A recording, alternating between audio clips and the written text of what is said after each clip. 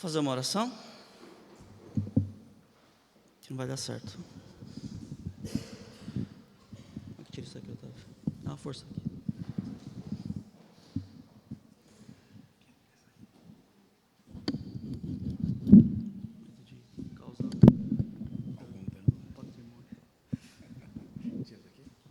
Obrigado. Deus, obrigado, Senhor, por essa oportunidade, Senhor, porque podemos estar aqui reunidos para ouvir a Tua voz, Deus.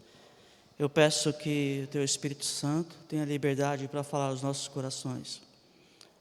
Prepara, Senhor, os nossos corações para ouvir a Tua voz, Senhor. Nos faz, Senhor, receptíveis, Senhor, à Tua palavra, Senhor, e que nós possamos, Senhor, ao ouvir a Tua verdade, Senhor, praticar, Deus. Fala, Senhor, através da Tua palavra, Senhor. Fala conosco, Senhor, que eu te peço, eu te agradeço, em nome de Jesus, Pai. Amém. Embaixadores, esse é o tema que Deus colocou no meu coração para partilhar com a igreja hoje, e eu espero que a igreja possa ser impactada como eu tenho sido impactado por esta mensagem, amém? Bom, eu vou começar contando uma experiência que eu tive há alguns anos atrás. Eu estava trabalhando no ramo de telecomunicações. Eu supervisionava, uma equipe de manutenção de torres de telefonia celular, e eu ficava sediado em São Paulo. Uma das torres de telefonia ficava em um shopping center, lá no Morumbi. E um determinado dia eu tive que fazer uma visita nesse shopping para verificar um problema que estava acontecendo no site.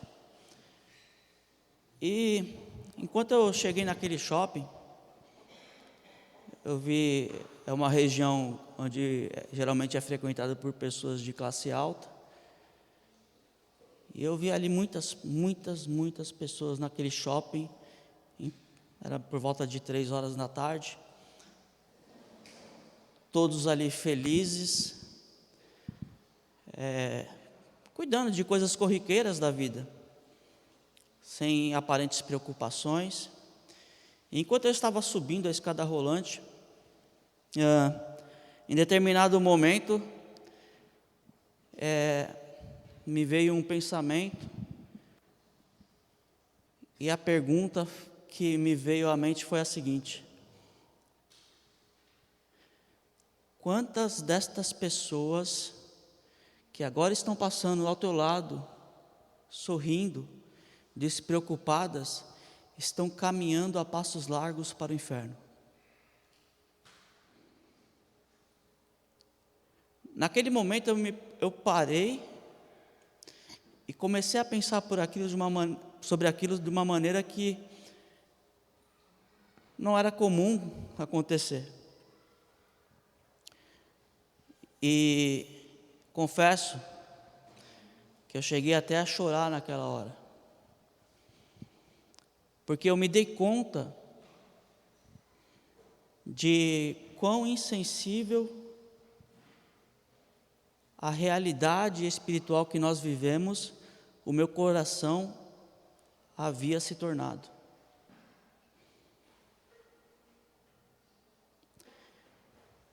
E ainda há pouco, pensando sobre isso, repassando ali o estudo desta noite, eu me peguei pensando ainda em outra coisa ainda mais triste. Porque aquilo foi um momento. A gente simplesmente tem momentos em que a gente pensa sobre isso. Diferente do que Paulo fazia. Paulo, ele tinha um foco, ele tinha um objetivo, e ele se preparava para viver somente para aquilo, o reino de Deus.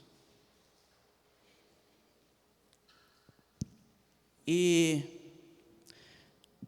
eu penso também sobre a realidade nossa hoje, a nossa sociedade, o mundo que nós vivemos.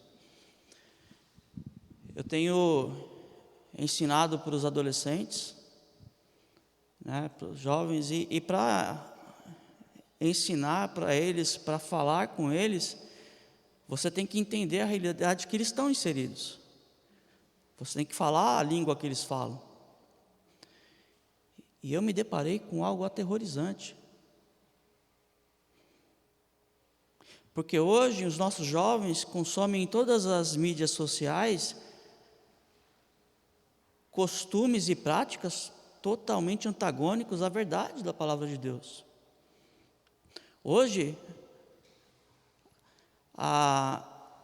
você vê, por exemplo, os jovens sendo incentivados a serem um trisal. Não é mais um casal, é um trisal. São 3 pessoas se relacionando.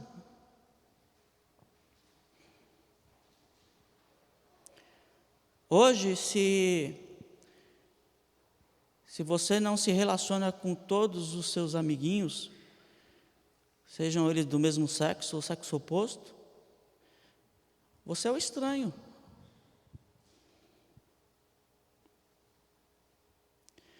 E essa realidade me chocou. Isso me deixou perplexo. E pensando sobre isso, eu comecei aqui, como a gente é humano, né? Meu Deus, o que a gente vai fazer? O que eu vou fazer? E aí eu comecei a pensar, não tem como lutar contra isso. Não tem como. E aí veio o Espírito Santo e falou assim, mas não é contra a carne, nem o sangue. É pelo Espírito Santo de Deus. E aí eu encontrei paz.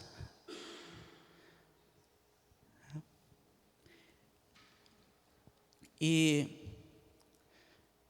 em meio a toda essa loucura, toda essa coisa efervescente que está na nossa sociedade hoje em dia, é comum a gente encontrar, por exemplo, grupos que se colocam em frente a casas de aborto e ficam ali gritando que aquelas pessoas vão para o inferno, que Deus vai massacrá-los, que eles estão condenados, e palavras de ódio e acusação contra aquelas pessoas. Só que não é esse o chamado do cristão. O chamado do cristão é trazer a solução e a resposta para o pecado, não a condenação para o pecador. E aí eu pergunto, que tipo de resposta nós estamos dando para o pecado? O que a sociedade pode esperar da igreja, do cristão hoje, se for levar em conta tudo que ele tem visto? Será que é Cristo? Ou um grupo que se acha melhor e superior, que só sabe julgar e condenar? Então hoje eu venho trazer o tema para a nossa reflexão de embaixadores. Todos aqui com certeza já ouviram falar que nós somos embaixadores de Cristo. Só que hoje a gente vai refletir o que é ser esse embaixador e como ser esse embaixador. Amém? Queria chamar vocês para ler o texto base. Ele está no livro de 2 Coríntios.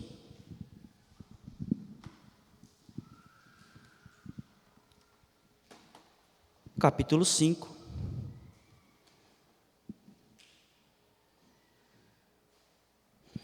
A gente vai ler do verso 14 em diante.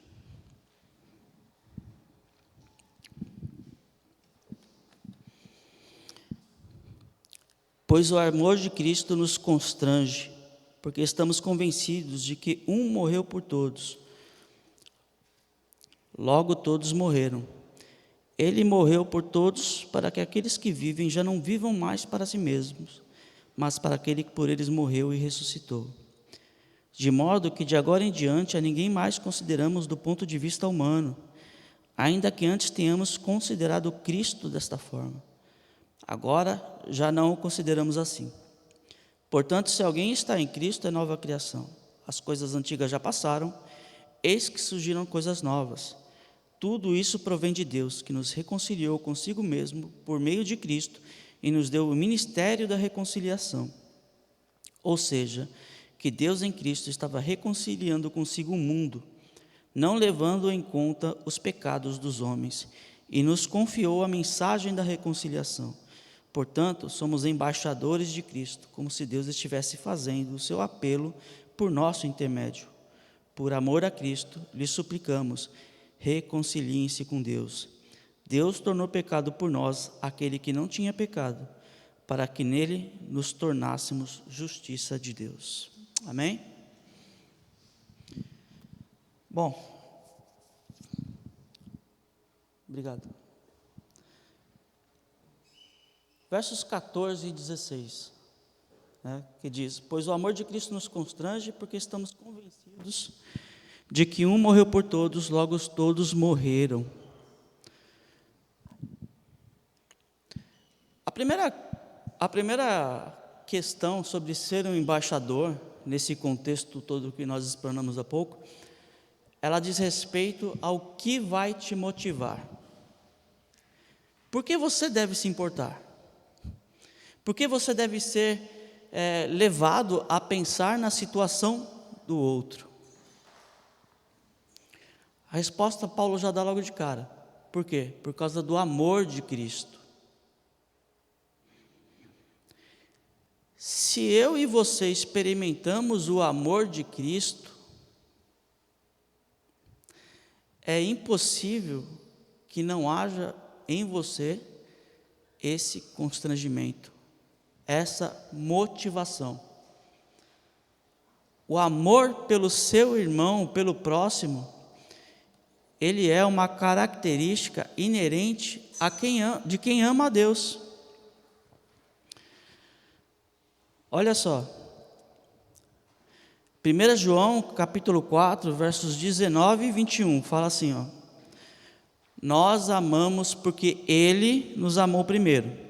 Se alguém afirmar eu amo a Deus, mas odiar seu irmão é mentiroso, pois quem não ama seu irmão a quem vê, não pode amar a Deus a quem não vê. Ele nos deu este mandamento: quem ama a Deus, ame também a seu irmão.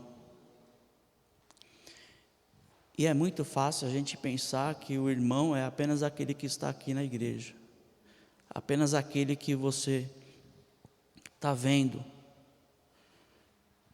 Mas se nós abríssemos um pouco mais esse leque, e você pensar em quantas vidas poderiam estar aqui conosco, se nós verdadeiramente amássemos o próximo. Porque eu não posso dizer que eu amo o próximo, se eu não me importo com o caminhar dele direto para o inferno.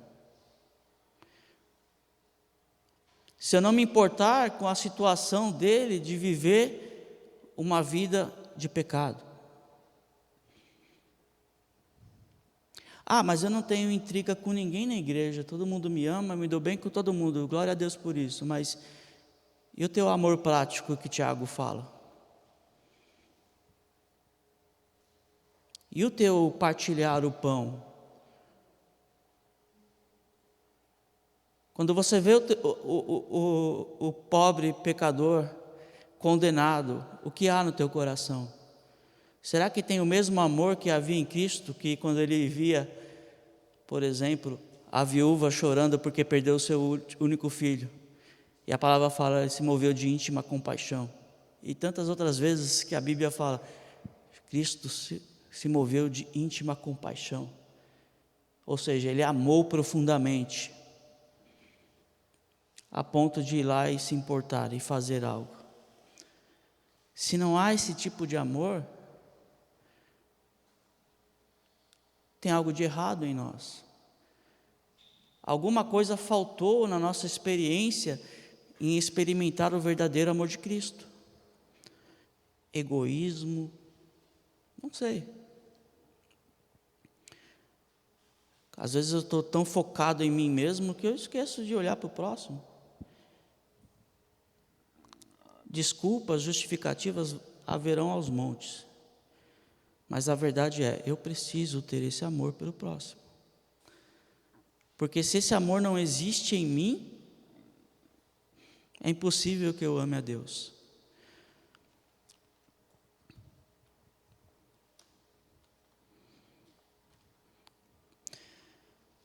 Quando Jesus ele é questionado a respeito de qual era o maior mandamento, né? Mateus 22, 36 até o 39, ele fala assim, ó, Mestre, qual é o maior mandamento da lei? Respondeu Jesus, ame o Senhor, o seu Deus, de todo o seu coração, de toda a sua alma e de todo o seu entendimento. Este é o primeiro e maior mandamento. E o segundo é semelhante a ele, ame o seu próximo como a si mesmo. Nessa hora, Deus coloca o amor ao próximo no mesmo patamar do amor a Deus. A gente fala em doutrinas que o relacionamento com Deus ele é horizontal e vertical. Ele é horizontal porque eu tenho que aprender a amar o meu irmão para que eu possa amar a Deus. Eu não posso amar a Deus e não amar o meu irmão, ou amar o meu irmão e não amar a Deus. Os dois precisam existir. Então, se o verdadeiro amor de Deus habita em mim, eu preciso ter um verdadeiro amor pelo próximo. E que tipo de amor é esse que não se importa? Que tipo de amor é esse que passa desapercebido quando vê o outro em perdição? E, gente, não falo aqui de um ponto de vista julgador, mas de alguém que, como expliquei no começo, se deu conta de que age da mesma maneira.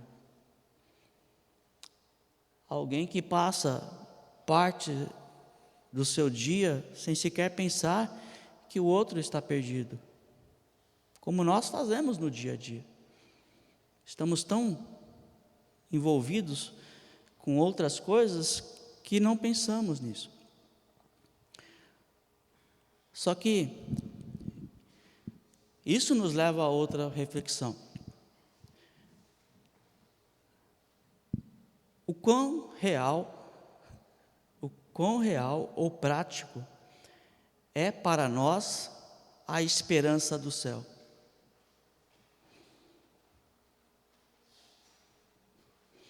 Porque se a esperança do céu ela é viva, prática, verdadeira, ardente no coração do cristão, não dá para a gente conceber a ideia de que ele passe a vida desapercebido com a realidade do inferno. Paulo, ele relata algumas vezes nas cartas que ele não sabe se era melhor ele estar presente nesse corpo ou estar com Cristo. Mas ele entendia que por não estar com Cristo, enquanto ele estava aqui, ele estava lutando pelo reino. Ele tinha esse coração que se dividia entre as duas realidades, mas uma coisa era certa, ele era focado na realidade do céu. Agora, o que ocupa a nossa mente? Qual é o nosso objetivo? Qual é o nosso foco?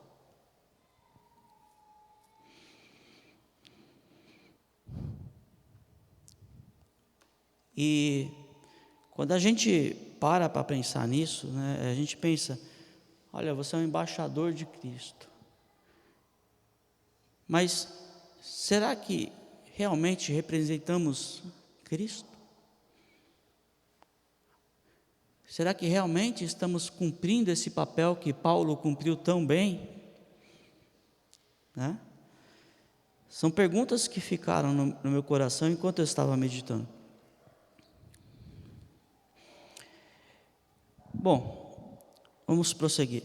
Paulo ele, no texto, ele ainda fala que estava convencido de que um morreu por todos, logo todos morreram.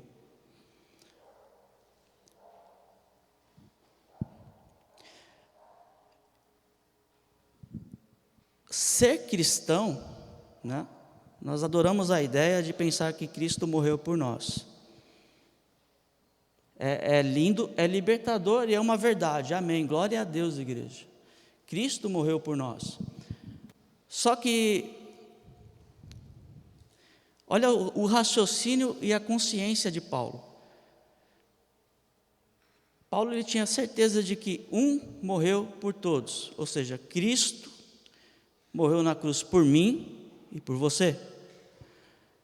Logo, todos morreram. Quando nós dizemos que somos embaixadores de Cristo, eu preciso ter na minha cabeça também a realidade, na minha vida, a realidade da morte de Cristo. E se Ele morreu por mim, eu preciso me deixar morrer na cruz. Gálatas 2:20 vai falar assim, ó: fui crucificado com Cristo. Assim já não sou eu quem vive, mas Cristo vive em mim. A vida que agora vivo no corpo, vivo-a pela fé no Filho de Deus, que me amou e se entregou por mim. Cristo dá a sua vida por mim, agora eu devo deixar que a vida dele seja vivida em mim. O meu eu, a minha vontade, os meus desejos, tudo deve ser levado até a cruz agora e submetido à vontade de Deus.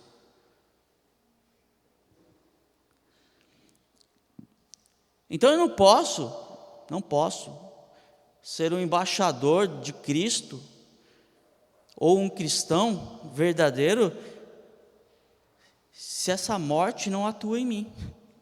Olha só que coisa louca. A gente fala que recebemos vida, né? Só que a gente precisa deixar morrer.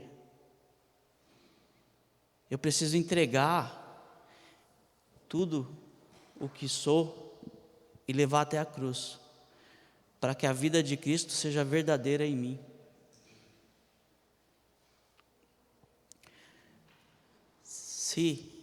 Se este processo não acontece,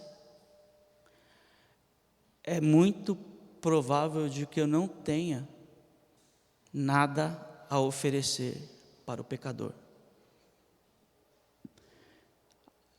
Eu não vou ter resposta para o pecado, eu não vou ter solução para o pecador. Tudo que eu vou ter vão ser conceitos, acusações, condenações. Agora, quando já não sou eu, mas Cristo,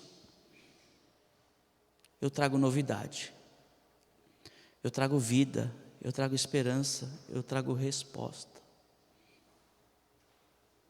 Então, para ser um embaixador de Cristo, eu preciso entender que eu preciso me deixar morrer na cruz.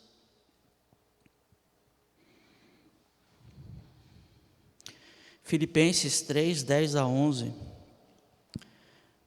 Quero conhecer a Cristo, ao poder da sua ressurreição e a participação em seus sofrimentos, tornando-me como Ele em sua morte, para de alguma forma alcançar a ressurreição dentre os mortos.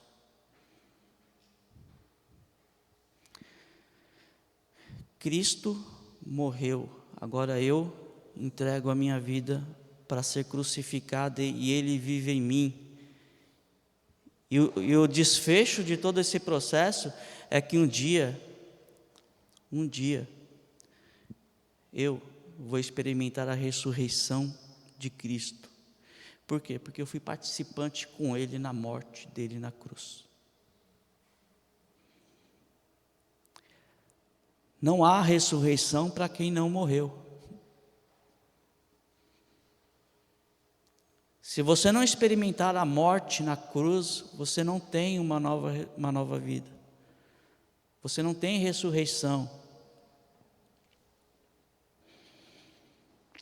E é interessante que a gente pensa na ressurreição de Cristo, né? apenas como naquele dia, quando Ele voltar, que aí sim nós vamos receber um novo corpo, uma nova realidade espiritual. Só que essa ressurreição, ela precisa acontecer hoje na nossa vida. O Cristo ressurreto precisa ser real na minha e na tua vida, igreja. Porque não tem como eu compartilhar Cristo se Ele não estiver em mim, se a vida dele não estiver sendo vivida em mim. Então, se a ressurreição de Cristo não é uma realidade dentro de mim, não tem como eu ser esse embaixador que a Bíblia fala.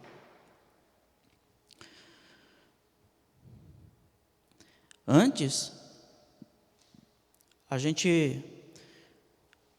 dessa ressurreição, a nossa natureza era a seguinte: nós estávamos mortos, condenados, né? A gente tem nome de que vive, né? Mas estávamos debaixo da maldição do pecado. Mas quando nós conhecemos a Cristo, acontece o que está em João 5:24, que fala: eu lhes asseguro, quem ouve minha palavra e crê naquele que me enviou, tem a vida eterna e não será condenado, mas já passou da morte para a vida.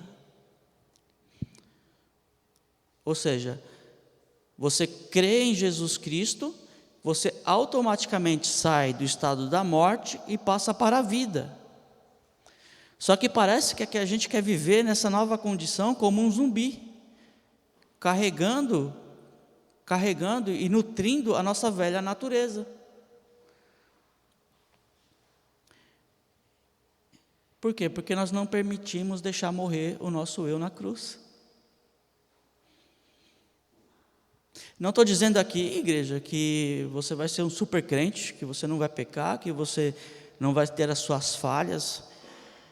Sim, nós vamos passar por isso. Enquanto nós estamos aqui vivendo na carne, nesse corpo, a gente está costumo falar em doutrina, né? Num estado que a gente fala que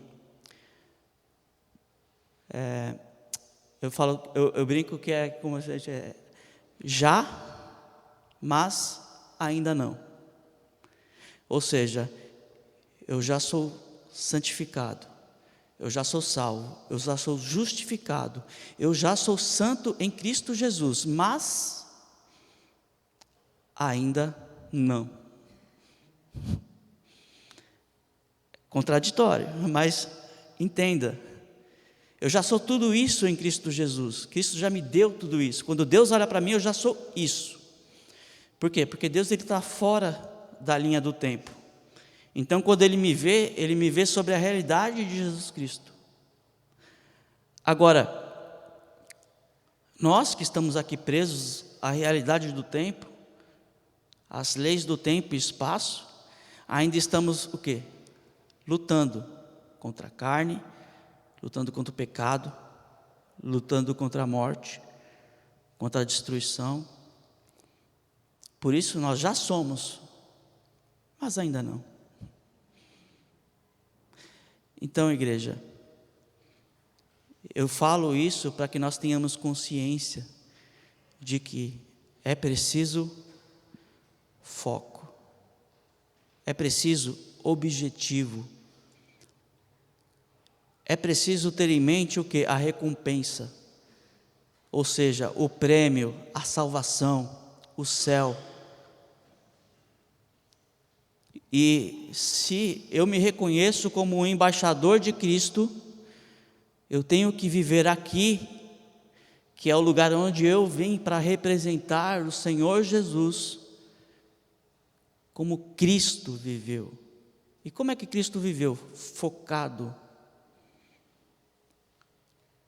Ele não se deixava, como Paulo dizia, se envolver com as coisas dessa vida, mas prosseguia para o alvo.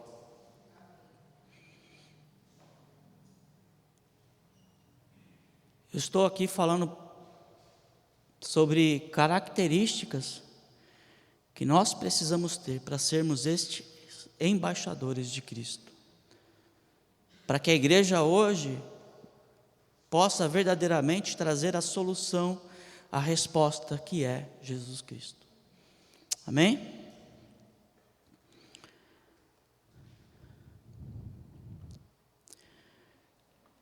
Versículos 17 a 19.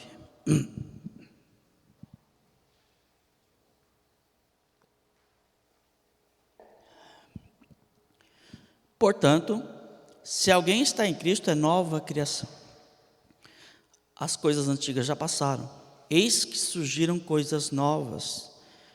Tudo isso provém de Deus, que nos reconciliou consigo mesmo por meio de Cristo e nos deu o ministério da reconciliação. Ou seja, que Deus em Cristo estava reconciliando consigo o mundo, não lançando em conta os pecados dos homens, e nos confiou a mensagem da reconciliação.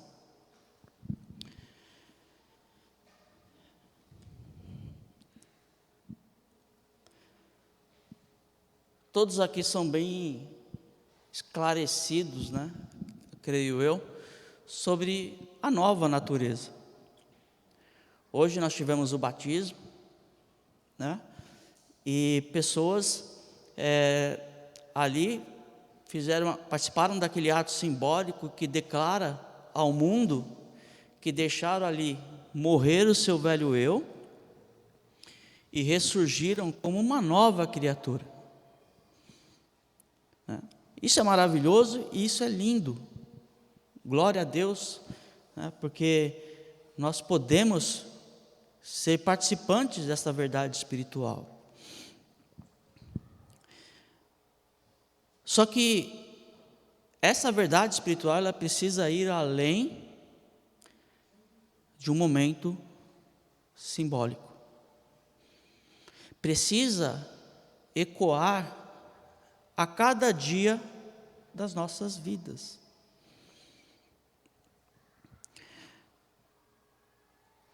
Filipenses 3, 13 a 14, Filipenses 3, do 13 até o 14, fala assim, ó: irmãos, não penso que eu mesmo já o tenha alcançado, mas uma coisa faço, esquecendo-me das coisas que ficaram para trás e avançando para as coisas que estão adiante, prossigo para o alvo, a fim de ganhar o prêmio do chamado celestial de Cristo, de Deus em Cristo Jesus.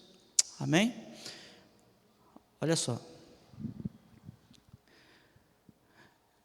Nova natureza. Paulo tinha plena certeza de que ele ainda não tinha alcançado isso. Ele fala assim: olha, eu me esqueço das coisas que ficaram para trás e prossigo para o alvo.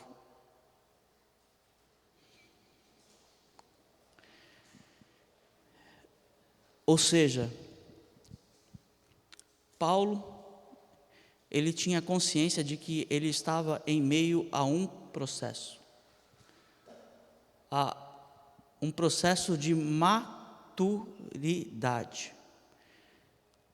Ele lutava a cada dia para deixar as coisas velhas para trás e prosseguir para o alvo, Cristo Jesus.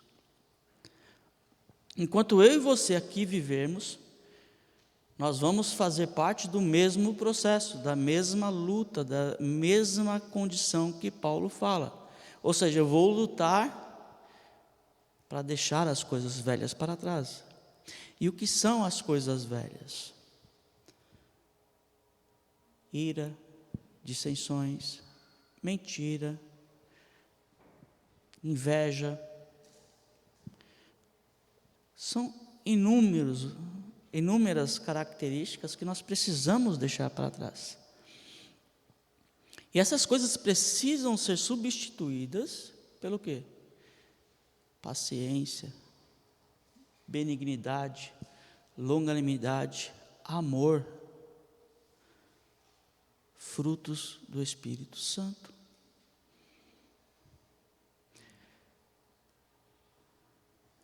Só que em vez de lutarmos por isso,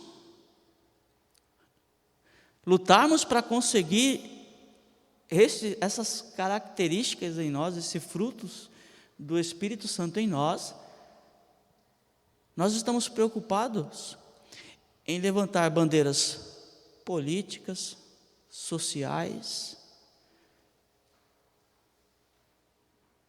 Estamos envolvidos apenas, meu foco é a minha carreira, meu foco é apenas os meus objetivos pessoais. Alguns deles são ótimos, são louváveis, são bons, mas eles não podem ser o teu foco, eles não podem ser o teu objetivo, a tua meta.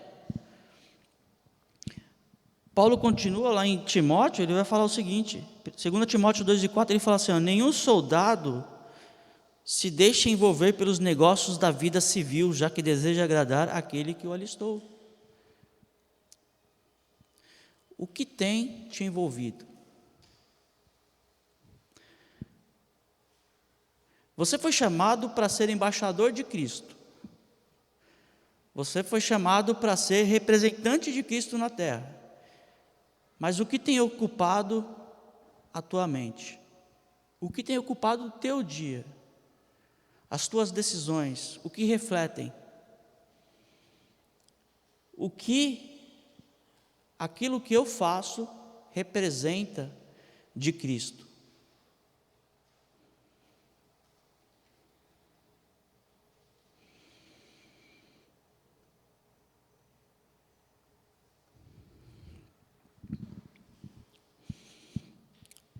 Segundo Coríntios, mesmo capítulo, versos 1 e 2, Paulo fala assim, sabemos que se for destruída a temporária habitação terrena em que vivemos, temos da parte de Deus um edifício, uma casa eterna no céu, não construída por mãos humanas. Enquanto isso, gememos, desejando ser revestidos da nossa habitação celestial. Paulo, ele tinha um desejo ardente no coração, ele fala que ele gemia desejando essa habitação celestial. Enquanto isso, a gente está lá, despreocupados, leves, lindos e soltos, enquanto milhões e milhões estão caminhando a passos largos para o inferno. E novamente eu pergunto, qual a resposta? Ou o que você e eu como cristãos estamos trazendo para o mundo? O que eu e você estamos ofertando, será Jesus Cristo? Ou mais do mesmo?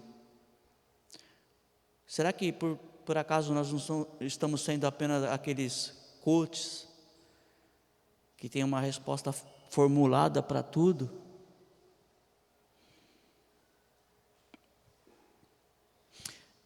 É muito fácil eu e você como cristãos pegarmos um cartaz e irmos até a frente de uma clínica de aborto, escrito assim, você vai para o inferno porque você está abortando, porque você abortou.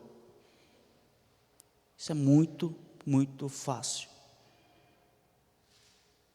Mas qual a solução que você está levando para aquela vida?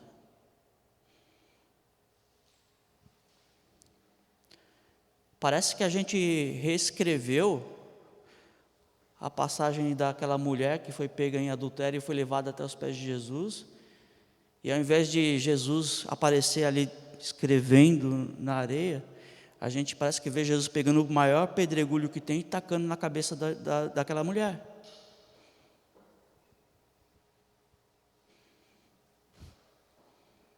A igreja primitiva, ela incomodava Roma também, sabe por quê? Porque enquanto a sociedade olhava, pegava uma criança que eles já não queriam por ter algum defeito, ou por ser considerada fraca, ou por ser de uma classe social inferior, e eles pegavam aquela criança e jogavam para morrer, abandonavam, a igreja não estava lá com cartaz escrito assim, vocês estão indo para o inferno porque vocês estão matando as crianças. Não, a igreja ia lá e pegava aquelas crianças.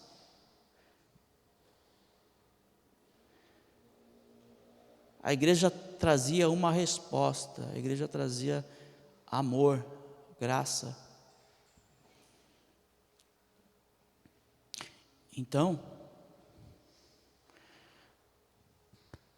se eu sou embaixador de Cristo, eu preciso ser aquele que se importa e ama, não aquele que condena. Porque se eu chego hoje para qualquer jovem na rua e perguntar o que ele acha de um cristão, certeza que a maior parte das respostas vai ser alguém que diz amar, mas odeia. Alguém que não quer ter o menor contato com o homossexual. Por quê? Porque a igreja aprendeu a condenar.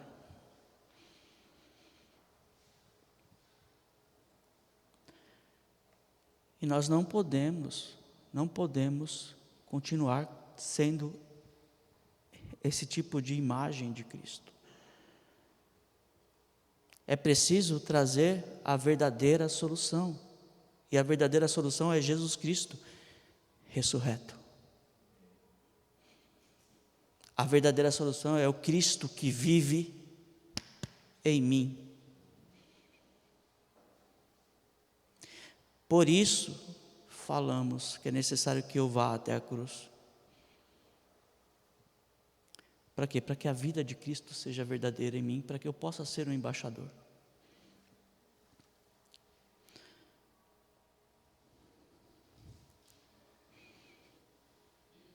A gente tem facilidade, né, para falar, o Otávio é um pecador.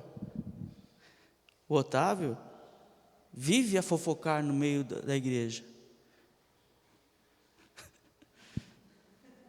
Glória a Deus pela vida do Otávio aqui, gente. Vocês não sabem a alegria que é o Otávio aqui.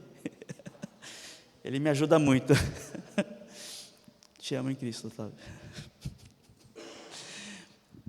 Mas a gente esquece o que está acontecendo naquela vida que nós estamos condenando. Hebreus 10 e 27. Mas, tão somente uma terrível expectativa de juízo e de fogo intenso que consumirá os inimigos de Deus.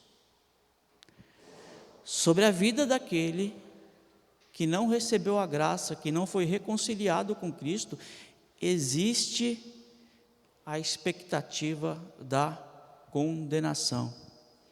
E olha só como é descrito: terrível, juízo de fogo intenso, que consumirá os inimigos de Deus. Como não se importar, igreja? A gente não pode ignorar essa verdade, porque essa era a condição que nós vivíamos antes de experimentarmos a graça. Só que um dia Cristo mudou essa realidade. Cristo me tirou, como a gente leu no texto anterior, da morte para a vida. Ou seja, Ele me tirou dessa expectativa de condenação e de juízo e fogo intenso, para me colocar na expectativa da vida eterna. Para me colocar na expectativa de um lugar onde já não haverá choro, já não haverá mais tristeza, mas somente Jesus, alegria e paz. O que Cristo fez por nós está em Isaías 53, 4 a 5. Certamente Ele tomou sobre si as nossas enfermidades e sobre si levou as nossas doenças. Contudo, nós os consideramos castigados por Deus, porque por Ele atingido e afligido. Mas Ele foi transpassado por causa das nossas transgressões, Foi esmagado por causa de nossas iniquidades. O castigo que nos trouxe a paz estava sobre ele, e pelas suas feridas fomos curados. Por causa disso, eu não vivo mais naquela condição, aquela expectativa terrível. Mas Cristo é a minha expectativa. Cristo agora é a minha esperança.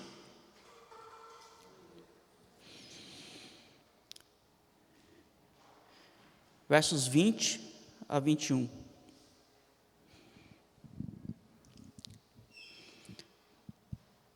Portanto, somos embaixadores de Cristo, como se Deus estivesse fazendo o seu apelo por nosso intermédio. Por amor a Cristo lhe suplicamos, reconciliem-se com Deus. Deus tornou pecado por nós aquele que não tinha pecado, para que nele nos tornássemos justiça de Deus. Olha só, portanto, ou seja, somente depois de tudo que eu falei antes, eu sou considerado embaixador de Cristo.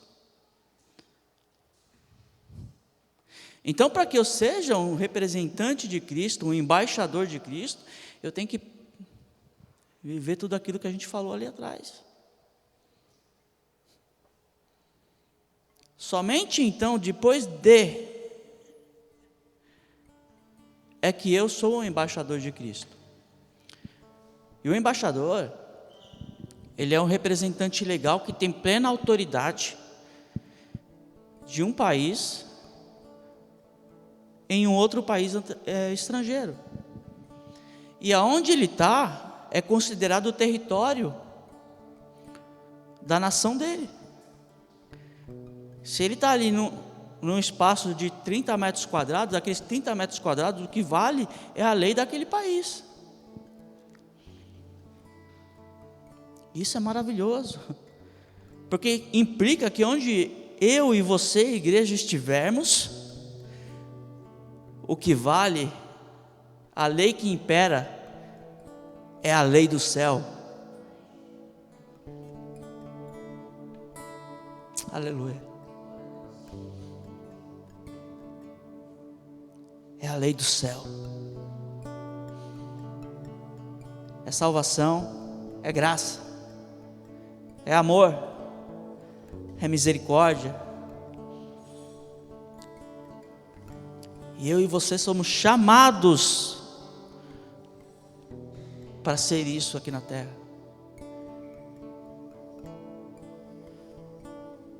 Nós não podemos viver alheios a isso. Não podemos.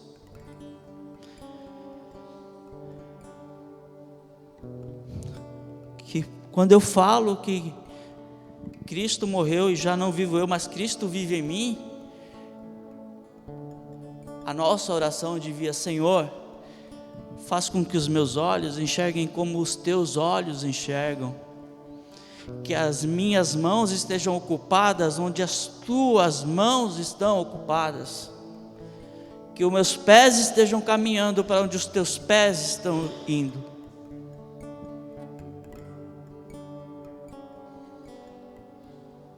Que o meu coração já não seja mais o meu coração, mas como o teu coração.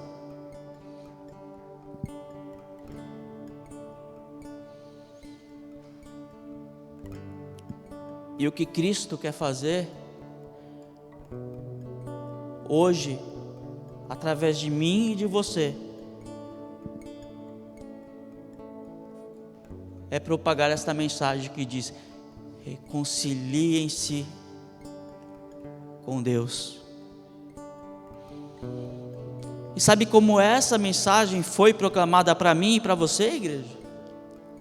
Não levando em conta as nossas culpas. Ele não considerou. Ele não se importou se eu estava nas drogas. Ele não considerou se eu estava perdido no crime. Ele não considerou se eu estava afundado no pecado. morto em ofensas, considerado como inimigo de Deus, Ele simplesmente deu a sua vida, Ele simplesmente amou. Ele que não tinha pecado, se fez pecado.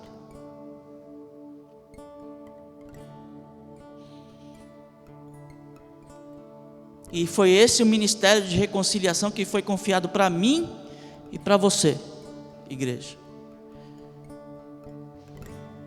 E o que é que nós temos compartilhado hoje?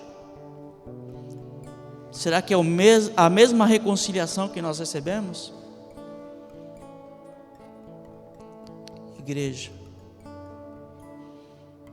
nós temos a responsabilidade, o dever de partilhar esse evangelho da mesma maneira como nós o recebemos de Cristo, não considerando as culpas do próximo, mas amando como Ele amou. Porque quando nós fazemos isso, o mundo, o perdido, o pecador, vai olhar para nós e vai ver Jesus Cristo, o Filho de Deus ressurreto. E haverá vida, haverá salvação, haverá transformação, graça.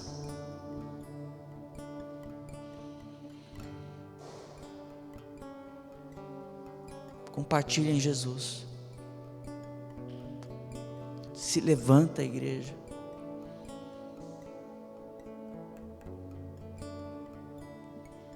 Diga mais uma vez: eis-me aqui, Senhor.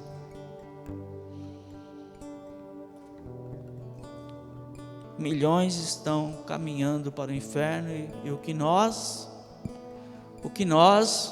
corpo de Cristo,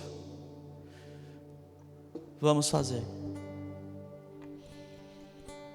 Que você hoje se levante, que você hoje se coloque diante do Senhor e fala: Senhor, que eu possa diminuir, que eu possa morrer, que Tu possa viver em mim. Amém? Vamos colocar de pé, vamos fazer uma oração.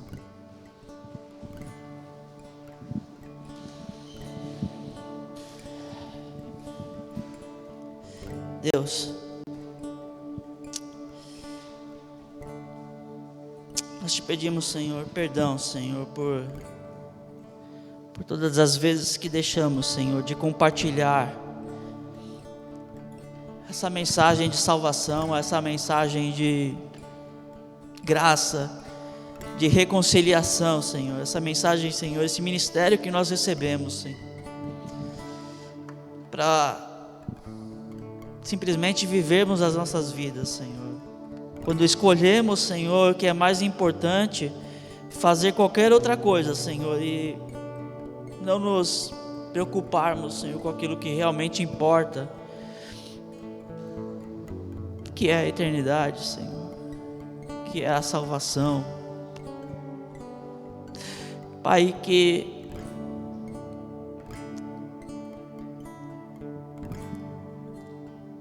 nos perdoa, Senhor. Tem misericórdia, Senhor, e nos transforma, nos muda.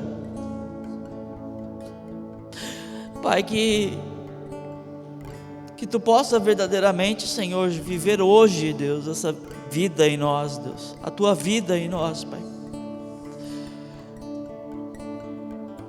E que nós como igreja, Senhor, sejamos aqueles que proclamam o verdadeiro evangelho, a verdadeira graça, o verdadeiro amor, Deus. Que nós possamos levar a esperança, que nós possamos levar Jesus Cristo para o perdido, Senhor.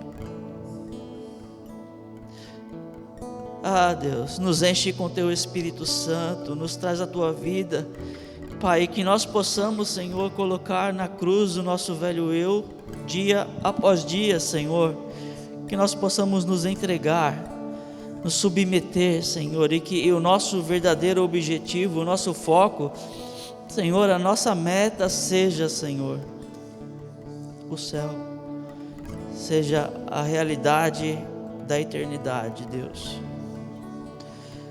Muda os nossos corações, Senhor, nos transforma, para que nós possamos ser luz e sal, Pai, para que nós possamos ser, Senhor, verdadeiramente aqueles que trazem as boas novas, Pai. Obrigado, Senhor, por falar conosco. Obrigado, Senhor, por nos exortar, Senhor, por nos ensinar, por nos corrigir, Senhor. Obrigado, Deus, pela Tua infinita misericórdia, Deus. Obrigado, Senhor, porque sabemos, Senhor, que Tu podes fazer muito mais, Senhor, infinitamente mais do que pedimos ou pensamos. E ainda que sejamos pequenos, Pai, ainda que sejamos fracos, falhos, Pai, sabemos que o Teu Espírito pode fazer grandes coisas através de nós, Deus. Faz, Senhor. Aviva, Senhor, a Tua igreja, Pai. Eu te peço, Senhor. Te agradeço. Em nome de Jesus, Pai. Amém.